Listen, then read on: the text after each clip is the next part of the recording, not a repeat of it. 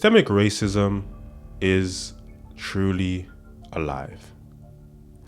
It's always been alive because it's the foundation in which America was built upon. This American system has been spread far and wide. You look at the apartheid and segregation, basically the same thing. These systems of oppression have led to a lot of black suffering, and the Europeans, or the Western influence over the world, means that black suffering isn't really taken seriously anywhere. You know, even amongst black people, I've seen black leftists with the Palestine flag in their bio, but not the Congo flag. And it's like, what's happening in Congo is infinitely worse. And you're black. But it's free Palestine, and you don't speak about your own. It's very, very strange. We know what they've done in terms of colonizing these countries, and I always say one of the biggest remnants of colonization is loving or glorifying the colonizer and their values. For example, a large majority of East Africa was colonized by the Arabs. All of a sudden, the people who are colonized and the surrounded areas start glorifying having curly wavy hair and a straight nose. They start setting these systems up, propping each other over other black people based on Arab features. That's a theme that we're gonna get into later on in this video. But imagine being a store owner and you shoot a 14-year-old boy because you believe he stole 4 water bottles. 4 water bottles that total to maybe $2, $2.50, and you murder him. But not only do you do that, because the system doesn't take black suffering seriously, you get away with it. I guarantee, I'm willing to put any amount of money. If that was a little white girl that got shot, a 14-year-old white girl that got shot, this Negro is guilty. Guilty as charged. This was his 3rd shooting. The jury didn't get to know that, but I'm going to make sure that you know about the 2 previous shootings before Rick Chow was found not guilty for taking the life of 14-year-old Cyrus Carmack Belton. 2015, a woman stole beer and peanuts. Chow says that she then threatened his life, and then she got in a vehicle, so he shot at that vehicle 6 times. Now, thank goodness no one was hurt, but Chow was not charged. Investigators called it self-defense. The 2nd time was in 2018. A man stole oven cleaner. Chow says that man then assaulted him, so he shot him twice. No charges. Self-defense. The man who stole the oven cleaner, though, he was charged in connection with that case. And then we get to 2023. That's when 14-year-old Cyrus went into a convenience store owned by Rick Chow. Chow said that he stole water. Surveillance video showed that he did not. Cyrus ran from that store, and he ran so hard during the 130-yard chase where Rick Chow was chasing him with a weapon and with his son. Cyrus, this child, ran so fast that he ran out of one of his shoes and his belongings fell out of his pocket, including a weapon, and then he was shot in the back as he was running away. Chow and his son said that Cyrus pointed that weapon at them and that's why Chow fired, but they're the only people who say that. The other witnesses say they never saw anything in Cyrus's hand. And according to the prosecution's experts, Cyrus was shot in the back while he was running away, so how would he have been pointing a weapon that was on the ground that had fallen out of his pocket as he ran for his life? This is his 3rd shooting? He's trigger happy, huh? Oh, his trigger finger's itching, huh?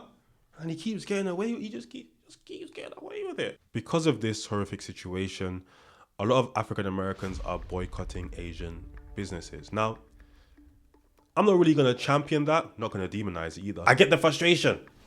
There are a lot of black people, and I've said it since the beginning of my channel. POC, huh? That didn't make sense. right? But there are a lot of black people who believe in this. And they start seeing these things going on and they're like, wow, this doesn't make... But we're supposed to be together. Not really. Actually, not really. Huh? Where? It doesn't... I'm not saying that I have any sort of bad feelings for these people, whether we're talking about East Asians, South Asians, Arabs, whatever the case is. But the idea that we're together because we have melanin, there's no world where a black person and Arabs, like black people and Arabs, are like allies on like anything. That makes no sense in the confines of anything. They enslaved Africans for 1,300 years. You might as well just say we're all together. If that's the case, we're all together. Even though the majority of Asian Americans I've seen online are condemning this, there are some who aren't. And the black Americans are attacking those people. You guys, why do you want to be white so much? Like, what's going on? Remember what I said at the beginning of the video about colonization? One thing about colonization is the people who are colonized start glorifying the colonizers. This is no more prevalent than in the East Asian community. They bleach up to be white. Their women love white men. Their glorification of whiteness is like no other race. I fucking hate this comment. They think that we want to be white when we take even a slightly pro-white stance. We don't want to be white. We know that people can't change their race and gender. We're not fucking crazy like you. It's not that we want to be white. We just respect white men's achievements. We respect their contributions towards science, technology, philosophy, history, and many other fields. As a Mongolian, I respect their conquest and exploration. The fucking balls, the nerve it takes to cross oceans and conquer continents. It's fucking amazing. It's awesome. It's cool, okay? So shut the fuck up. Nobody wants to be white. White men created the freedom of speech so you can talk shit about them. Notice how in this whole video of him rambling, there was nothing about his pride in being Mongolian. Oh, I don't want to be white. We can't change our race. That's the reason you don't want to be white? He didn't say nothing about my heritage being Mongolian, the pride that I feel. No, we just respect the white man because of the... This is the thing. This is the thing, right?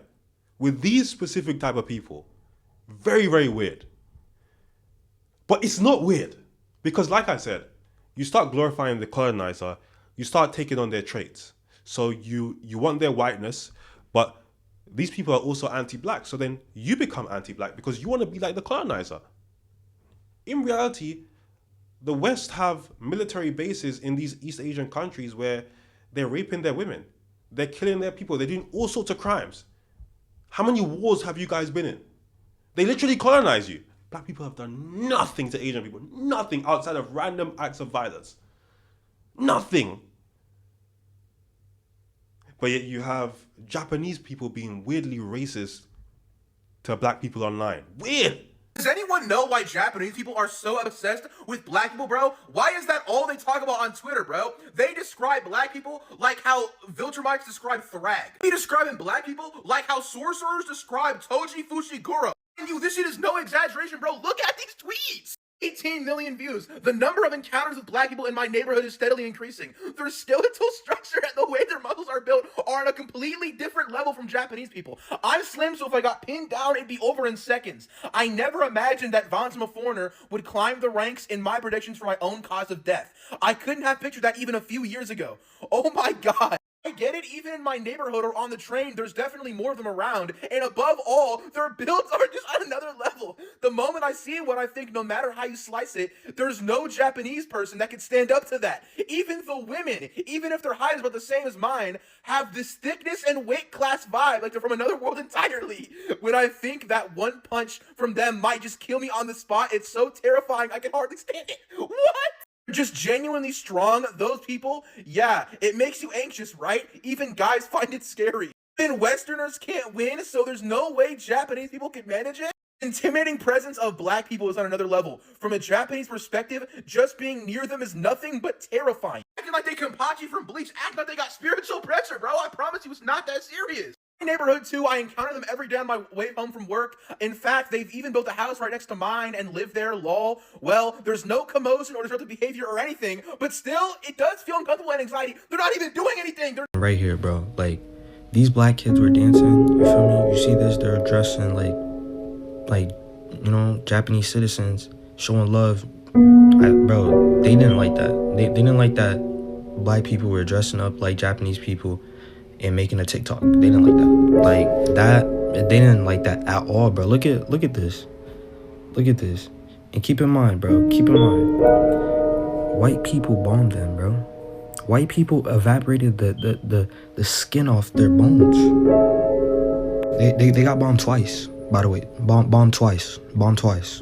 They got bombed twice by white people. Bombed twice. Not once, but twice. Idiots can only dance, rampage, or have sex. Keep in mind, chat. When Japan raised its age of consent, the crime rates went up, my nigga. You tell me what that means, bro.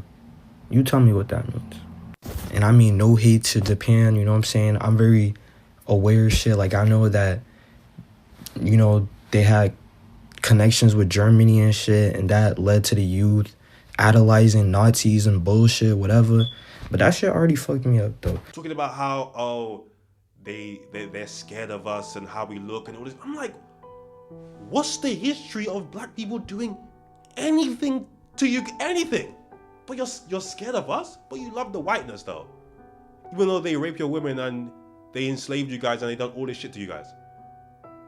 Had you up in concentration camps.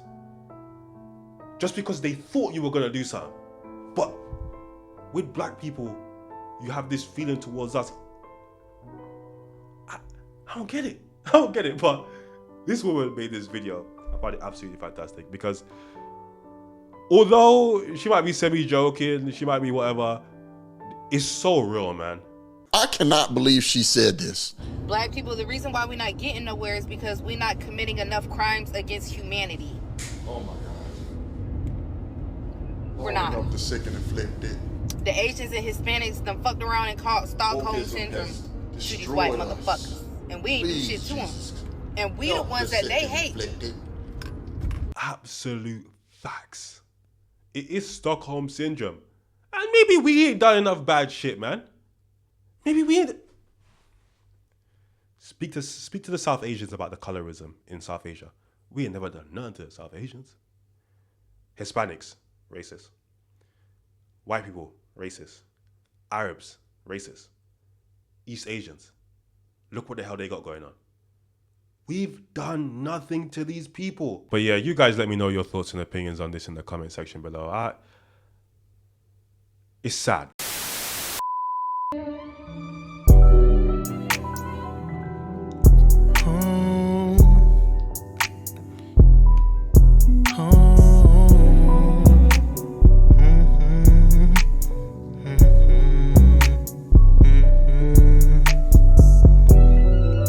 This liquor got me in my zone.